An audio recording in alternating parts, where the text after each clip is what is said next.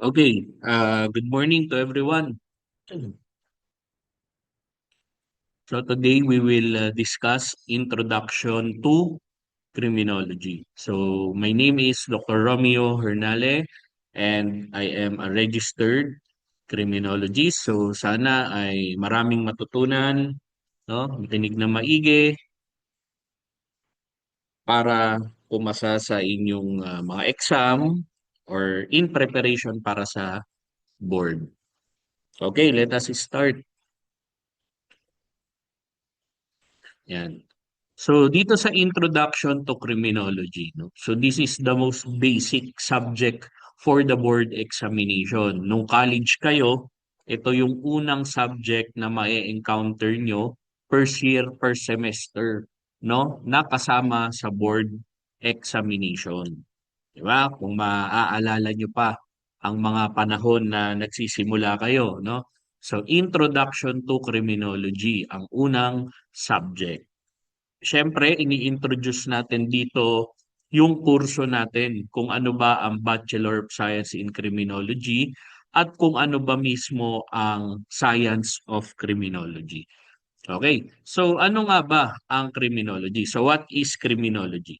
So when we say criminology, no, it is considered as a social phenomenon. Yung crime kino-consider daw as a social phenomenon. So it includes the making of laws, breaking of laws, and the reaction towards the breaking of laws. Because crime, no, it is a part of the society, no? That's why it is considered a social phenomenon kasi ang crime ay isang pangyayari, 'di ba? An incident that happened within the society, within the community. In every society, there is an existing crime. May criminality nangyayari dyan. Okay, kaya ang criminology nakapokus ang pag-aaral sa krimen at ang crime is considered as a social phenomenon. So it includes, ano yung nakalagay dyan? It includes the making of laws, paggawa ng batas. Kasama yan. Bakit ba gumawa ng batas? Because nagkakaroon ng untoward behavior, no? Nagkakaroon ng mga behavior na hindi tanggap o accepted ng lipunan. Kaya gumagawa ng batas para ipagbawal o itigil ang mga ganong gawain. 'Di ba? Making of laws, paggawa ng batas. Pangalawa, breaking of laws, kasama 'yan sa pag-aaral, no? Breaking of laws, syempre, ang mga tao, kahit alam nilang mali ang isang bagay, minsan ay nakakasaway pa rin sila, minsan ay nakakagawa pa rin sila ng paglabag, no? Sa iba't ibang dahilan, syempre. So, breaking of laws. At syempre, kung may malabag na batas sa breaking of laws, ano ang magiging reaction ng society towards the breaking of laws? Diyan papasok ang ating gobyerno, ang ating criminal justice system, yung reaction na mangyayari kapag merong batas na nalabag, the reaction towards the breaking of laws. Yan po ay, ito pong terminology na to o paliwanag ay galing po, no, kay Edwin Sutherland, isang American criminologist. Okay? Another. So when we say criminology, it also refers to the scientific study of crimes, criminals, and victims. Scientific study, no? So ibig sabihin, no, ang pag-aaral ng criminology, meron siyang ginagamit o isa siyang considered na science o siyensya, no? Ginagamitan ng mga scientific principles, no, o pag-aaral ng criminology. Hindi natin malulutas ang krimen without using science, no? The study of crimes, no? Criminals and victims eh. Yan nakapokus yan eh. It also deals with the prevention and solution of crime. So saan naman galing ang definition na to? Yan po ay galing sa Republic Act 11131. So familiar ba tayo?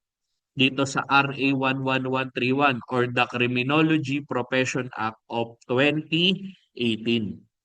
Okay, pwede niyong i-search yan para mas maintindihan natin. Pwede niyong i-search kung ano ba yung Republic Act 11131 or kaya naman abangan niyo yung next upload video natin which I will discuss also itong Republic Act 11131. Okay, so dito natin when we say criminology, it refers to the scientific study of crime, criminals, and victims. Okay? Now, saan ba galing ang salitang criminology? So when we say criminology, it is derived from the two words, dalawang salita, krimen at lohiya. When we say krimen, it pertains to it means accusation, pag-aakusa, pagbibintang, di ba? Yan daw ang ibig sabihin ng salitang krimen. At ang salitang lohiya na meaning ay study. Okay? Unang ginamit ang salitang criminology noong 1885. Ang term pa diyan ay criminologia. Ito ay ginamit ng isang Italian professor. Ang pangalan ay Rafael Garofalo. On 1887, ginamit din ng isang French na si Paul Topinard ang salitang criminology. Ayan. No? Until such time, na-develop American language ang salitang criminology na hanggang ngayon ay ginagamit natin. Okay. Now, let's move on with the principal divisions of criminology. Ano ba yung principal divisions ng pag-aaral natin? Number one is criminal etiology. Okay. So when we say criminal etiology, it deals with the systematic investigation in the various causes of crime. Yung iba't ibang dahilan kung bakit nagkakaroon ng krimen. Yun yung etiology, di ba? Pag sinabing etiology, pinagmulan, di ba? Dahilan, bakit nagkakaroon ng krimen. Maraming dahilan di ba? Bakit ba nakagawa ng krimen ng isang tao? Maaaring because of poverty, kaya nakapagnakaw, di ba? Baka hindi niya kayang i-control ang kanyang sarili, 'di ba? Kaya siya nakapanggahasa, malamang because of inggit, 'di ba? Jealousy, at iba't ibang dahilan, no? So, ito po yung tinatawag nating criminal etiology, no? Deals with the investigation into the various causes, dahilan kung bakit nagkakaroon ng krimen. Yan nga maganda sa pag-aaral natin ng criminology, 'di ba? Kapag nagkakaroon ng crime, tayong mga criminologists, hindi lang basta kung anong parusa ang igagawad sa tao, hindi lang doon tayo nakafocus 'di ba? Nakafocus din tayo kung bakit, 'di ba? Inaalam din natin yung reason kung bakit gumawa ng krimen ang isang tao. Okay, that is criminal etiology. Second is yung sociology of law. Okay. Ano ba tong sociology of law? This focuses on the nature of crime from the legalistic point of view. 'Di ba? Yun daw ang sociology of law. 'Di ba? Bakit ba naging krimen yan? Kasi nga gumawa ng batas. In a legalistic point of view, yung behavior na ginawa mo is not accepted by the society. Why? What is the basis? Because there is a law that prohibits persons or people to commit a certain act. Halimbawa, sumipol, di ba? Sumipol yung isang lalaki habang nakaabang dumadaan yung isang babae, di ba? Oh, dahil yan ba ay legal ba yan o illegal? 'Di ba? Dahil may batas na nagsasabing bawal 'yun, catcalling 'yun 'di ba? Safe Spaces Act 'yun, bawal bastos kasi kabastusan na 'yun. Ibig sabihin sa society, pinagbabawal na yung gano'n. Noon, noong mga unang panahon, kapag may gumawa nun, hindi pa yun krimen, hindi pa bastos yun, 'di ba? Pero ngayon, dahil nga po may batas na, in a legalistic point of view, yung behavior na yon, kapag nag-catcall ka ngayon, pwede ka nang makulong kasi nakalabag ka na sa batas. Anong batas ba yung sa catcalling? Yung pagsipol kapag may nakitang ah, maganda, di ba? Safe violation yan ng Safe Spaces Act or tetag natin bawal bastos law. Okay? And yung number three, yung tinatawag nating penology, no? The treatment and rehabilitation of convicted criminals. So kapag may nangyaring krimen, 'di ba? At syempre, ang gagawin ng criminal justice system natin ay syempre isosolve, 'di ba? Isosolve yung krimen. At parte ng pag-solve ng krimen is yung pag-aresto, pag-trial sa suspect, 'di ba? Oh, hindi pa pwedeng kriminal 'yan eh, 'di ba? Kasi hindi pa nga ano eh, napatunayan eh, 'di ba? Now, once na mapatunayan yung tao sa korte na siya ay nagkasala, dadalhin siya sa correctional institution, 'di ba? Kaya isa sa division ng criminology is yung penology. No, kasi yung penology nakapokus yan, treatment and rehabilitation of convicted criminals. So take note ha, modern approach na tayo. Dati, kaya natin kinukulong ang tao para makaganti, revenge, 'di ba? Para pagdusahan mo, 'di ba? Ang ginawa mong krimen. Pero ngayon kasi ang modern is rehabilitation eh.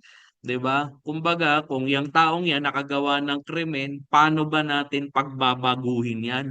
'Di ba? Paano ba mare-rehabilitate ang isang offender? Kaya nga 'di ba sa Pilipinas, oh, kung titignan nyo, wala tayong death penalty because we are supporting the modern approach. 'Di ba? Yung modern na kapag kinulong ang tao, siya po ay kailangang dumaan sa treatment, kailangan ma-rehabilitate siya, mabago yung kanyang ginawang o yung kanyang pag-iisip, yung kanyang behavior, 'di ba? Para paglabas niya sa community, no? Kumbaga maayos, no? Hindi na siya babalik sa ginawa niyang krimen. Okay? Next, nature of criminology. Ayan. So, ano po ba yung nature ng criminology? So, number one, ang criminology is a social science. Sabi ko nga po kanina, no? When we say social science, ito po ay mga pangyayari within the society. That's why ang criminology is considered a social science. Kasi pag nag-aral ka ng society, mapag-aaralan mo rin yung krimen eh. 'Di ba? Mapag-aaralan mo bakit sa lugar na 'to ang krimen ay madalas ay pagnanakaw. Bakit sa krimen na 'to, bakit sa lugar na 'to ang madalas na nangyayaring krimen ay paninira ng gamit, pagpatay, no? So ang criminology, isang nature niya ay isa siyang social science. O, tandaan natin 'yan ha, because crime is a social creation. That's why criminology, it's one of its nature is it is a social science. Okay? Number two is applied science. Okay? So ano po ba 'tong tinatawag nating applied science? Meaning to say, we use in our study of criminology, in prevention, in the solution of crime, we use different sciences, we use different forensic sciences in order for us to solve a crime. Di ba? O, instrumentation. O, di ba? For example, no? Ah, sa nangyaring krimen, sa crime scene, 'di ba? Part ng criminology pag-aaral eh, 'di ba? Crime scene eh. Part 'yan ng crime detection and investigation area, no? So gumagamit tayo ng different instruments, different sciences, applied sciences in order for us to solve a crime. For example, Dactyloscopy. Ano ba yung dactyloscopy? Fingerprint yun eh, di ba? O ano pa? Forensic ballistics. Kapag gumagamit tayo ng science na forensic ballistics kasi focus naman yan sa mga projectiles, di ba? Sa mga bullets, di ba? Sa mga cartridge, sa firearms, yan. So yung mga yan, applied science, legal medicine, forensic chemistry. So, nature ng criminology that it is an applied science because we use different instruments slash forensic sciences or the sciences, di ba? Sa pag-aaral natin. Pangatlo is nationalistic. Okay. When we say nationalistic, no, ang criminology in the Philippines, ang focus niyan is the study of crime, the study of law within our existing country, hindi sa ibang bansa. Although, kasama din yung models of policing, models of law enforcement ng ibang bansa kasi meron tayong subject eh, 'di ba, na comparative models of policy. Kasama din 'yun eh. Pero para makita lang din yung best practices ng policing ng justice system ng ibang bansa. Kaya natin pinag-aaralan. Pero ang focus natin ay ang mga existing crimes, existing laws within the country. Kaya nga nationalistic ang criminology. Maaari kasing, no? Maaaring sa ibang bansa iba ang krimen na talamak, 'di ba? Maaaring sa Pilipinas iba din ang talamak na krimen. At yung batas 'di ba? Yung batas, no? Iba din. Kumbaga dito sa atin, iba ang approach natin, sa ibang bansa iba din po, no? Magkaiba kaya nationalistic, no? And ang pang-apat ay dynamic. Bakit po? Because ang science ng criminology changes. Nag-i-evolve po yan eh, nababago. 'Di ba? Before, during the time of Lombroso, ito na lang example, no? During the time of Lombroso, ang tingin sa mga kriminal, yung mga masagwa yung mukha eh. 'Di ba? Ano yung tawag doon sa term na yon? Yung masagwa mukha, atavism. Yung mga tao na may atavism or atavistic stigmata, failure to evolve yun guys eh. Criminal na daw yun noon, no? Pero as time goes on, naiiba eh. 'Di ba? Yun nga sabi natin eh, nag-change, nag-i-evolve ang pag-aaral natin about crime, criminality. Hindi na pala ganun, no? Kasi may mga pogi, may magaganda na rin na gumagawa ng krimen eh, di ba? Hindi lang pala yung mga masagwa yung mukha. At hindi naman ibig sabihin masagwa mukha mo ay kriminal ka na, di ba? Oh, discrimination ang tawag doon, hindi naman ganun po, no? That's why dynamic. Tatandaan natin, criminology changes and evolve as time goes on. Okay?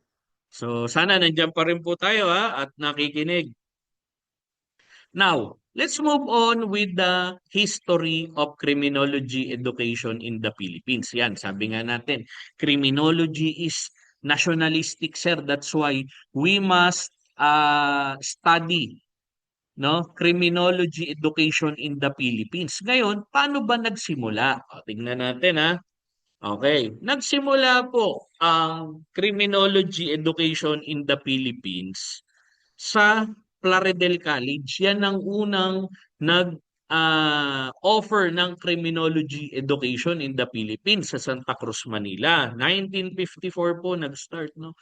Ngayon po tinatawag na po yan na PCCR or the Philippine College of Criminology. Okay? Now, sino po ba yung mga nagtatag nitong Plaridel College na yan, ano? So, meron tatlong personalities na binanggit, no, doon sa mga books na kinuna natin. So, sino-sino po ba yan? Si Police Major Eliseo Bibar, Dr. Pedro Solis ng NBI at Justice Felix Angelo Bautista. Sila po yung mga personalities na nag-found, actually hindi ng school lang, kundi ng criminology education in the Philippines. Kasi wala pa namang criminology noon eh. 'Di ba? Hindi katulad ng medicine na talagang noon pa may medicine na subject eh. Hindi katulad ng architecture, engineering, talagang before pa mayroon ng mga ganyang kurso. Pero ang criminology, kung makikita nyo, 1950s lang po umusbong ang criminology education in the Philippines. Okay? Now, the first law, no, for criminology is the Republic Act 6506. Ayan.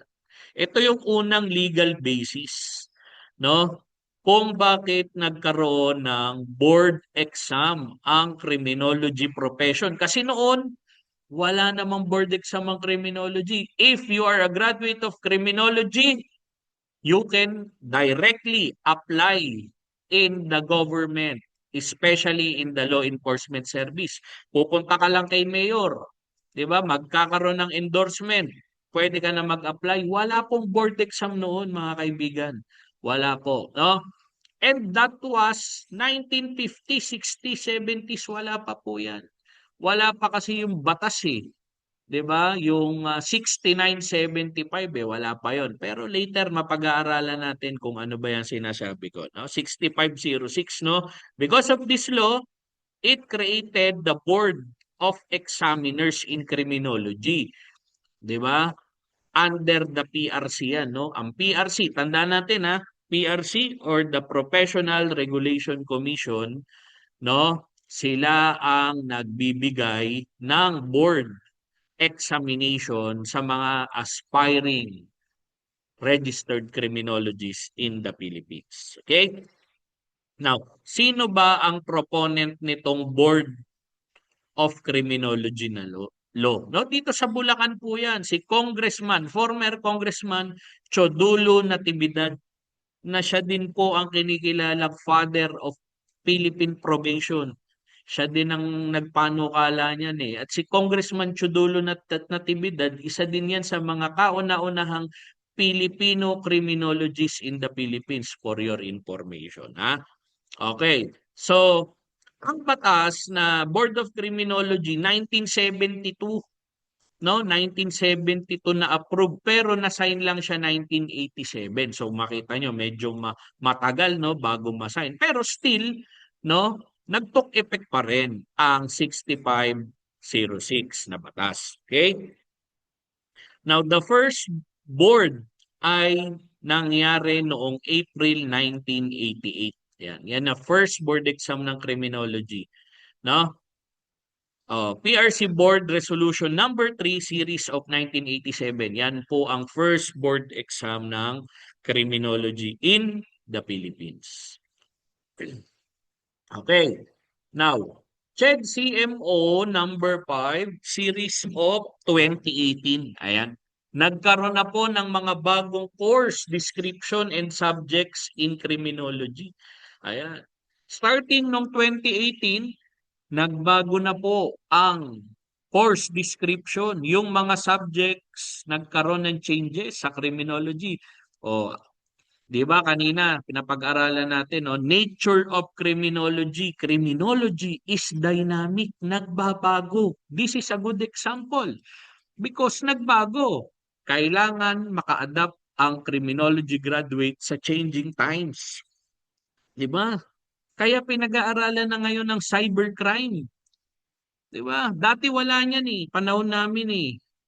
Cybercrime investigation, wala namang ganyan. Di kami nag-aral niyan noon. 'Di ba? Wala pa kasi masyado nangyayaring cybercrime no mga panahon nung nag-aaral kami, no? Pero ngayon kasi because very rampant na ang cybercrimes, cybercriminals, yung financial loss andun na talaga. That's why kailangan kasama na cybercrime investigation, environmental crime investigation, sinama na rin. Human rights education, dati wala kaming ganyan, pero kailangan, 'di ba? I-include ang human rights education sa criminology. Kailangan ang mga future or yung mga new breeds of aspiring law enforcers, dapat sila yung mga gumagalang sa karapatang pantao. Hindi sila yung number one na lalabag sa karapatan o human rights. No? So yung mga yan, dahil yan sa CHED-CMO number 5 yan. Kaya nabago ang subjects ng criminology. Okay?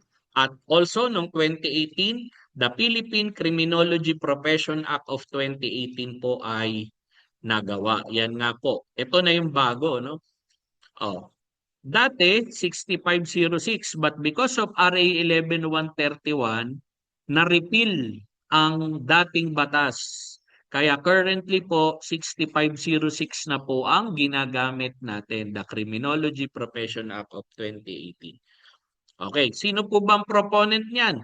Congressman Alejano, Congressman Rodriguez, and Senator Trillanes. Sila po, 2018 po to 2018 nangyari.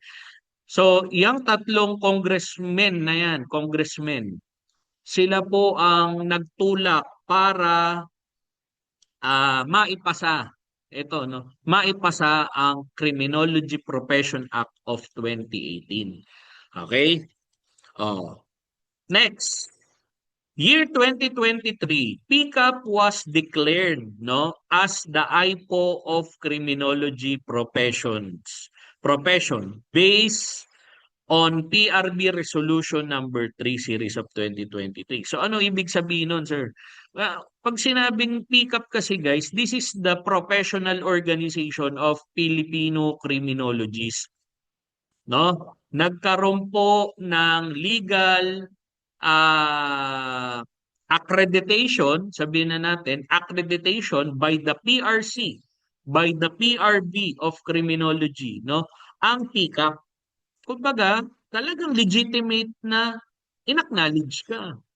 'Di ba? 'Yun po yung PRB resolution number 3 series of 2023 na ikaw PCAP, ikaw ang accredited professional organization. So, ikaw ay practicing criminologist in the Philippines or ikaw ay Filipino criminologist practicing your profession, you must be a member of PCAP. Just like the 'di ba may mga iba't ibang organisasyon eh, 'di ba? May mga iba't ibang organisasyon yung bawat profession. So PCAP sa atin, PCAP po ang pangalan. Okay? Now, next. Difference between criminology and criminal justice. So ano po ba ang pagkakaiba ng criminology sa criminal justice? Okay? So, ang criminology kasi nakapokus yan sa pag-aaral, no? Etiology pinagmulan eh, origin, extent, and nature of crime in the society. So, yun po yung focus ng criminology, no? Kung may nangyaring krimen, sabi ko nga, hindi ang criminologist, hindi niya iniisip kung ano, hindi lang ang iisipin niyan ay ano kayang parusa diyan. Gaano kaya makukulong 'yan? Saan kaya ikukulong? Hindi lang 'yun eh, 'di ba? Pati na rin kung bakit, 'di ba? Why the person committed the crime. 'Di ba? Kailangan ma-address natin yung reason eh.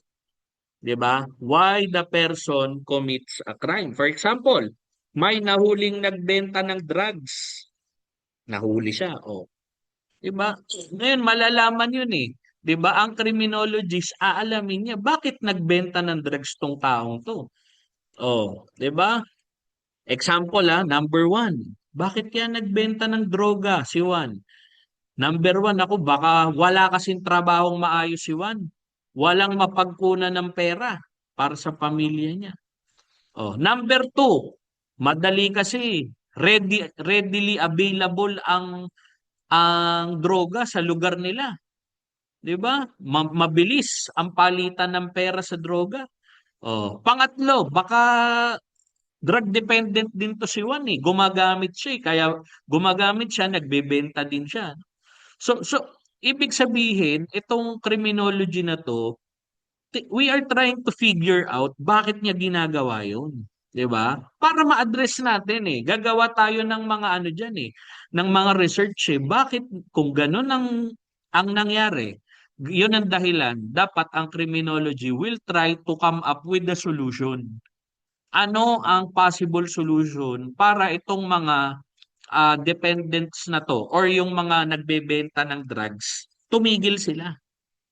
In a legal way, siyempre. In a legal way, di ba? Okay. Now, ano pa? Criminologists are concerned with identifying the nature, extent, and cause of crime. Just what I said, no, earlier, no? Yan din nasabi ko, no? Ang criminologist, ano ang nangyaring krimen? Ano ang dahilan? Ba't siya gumawa ng krimen? And provide possible solution para hindi na siya makagawa ng krimen. Yung trabaho nating mga criminologist, eh. O, now, ano naman ang criminal justice? So, magkaiba kasi yan, eh. Pero, pwede nating masabing they are related with each other. 'Di ba? Related sila eh. Okay, so ano ba ang focus ng criminal justice? Criminal justice refers to the study of agencies of social control. Take note of that. Agencies of social control that handle the criminal offender. So ano ba yung mga agencies of social control? We are pertaining with the pillars of the criminal justice system. Okay? We have different pillars of the Philippine criminal justice system na nag-handle or nagko-control sa mga criminal offenders. Okay? Yan po ang pinag-aaralan sa criminal justice. 'Di ba? Para alam natin anong pinagkaiba ng piskal, no, sa judge, o sa pulis, sa BJMP. Oh, pagkakaiba ng parol, probation, yan, pinag-aaralan yan dyan, no? Lahat yan ay agencies of social control, yung sinasabi natin, no? Even the barangay is part, di ba? Oh, kasama yan sa agency of social control, di ba? Pag may nangyayaring away o alitan sa barangay natin, di ba? So, ang nagkokontrol diyan para hindi na lumala, nagiging mediator, nagiging arbiter is the barangay, 'di ba? Oh, they seek more effective method of crime control and offender rehabilitation. Yan po ang trabaho ng criminal justice. Now, in the Philippines, no, the study of criminology is under criminal justice education. Take note of that, ha. Kaya nga ang kurso natin, Bachelor of Science in Criminology. 'Di ba? BS Criminology. Pero titignan nyo sa mga school nyo, 'di ba? Criminal Justice Department, College of Criminal Justice, 'di ba? Kasi ang criminology is just a branch of the criminal justice education in the Philippines. For your information. Saan po galing yan, sir, yung paliwanag na yan? CHED Memorandum 21 Series of 2005. CMO ng CHED yan, no? Which created the PSG, no? Program. Amended by CHED CMO 5 Series of 2018. So, ang CJED or yung Criminal Justice Education, no, or CCJ, yung iba, College of Criminal Justice. So, sila yung pinaka-college. 'Di ba? Now, under them, diyan papasok, isa sa mga branches ay ang criminology. Meron pa bang iba, sir? Meron. Meron ng Bachelor of Forensic Science, guys, eh, di ba? Bachelor of Industrial Security. So, meron yan, no? So, yan po, no? Criminology and Criminal Justice. Okay?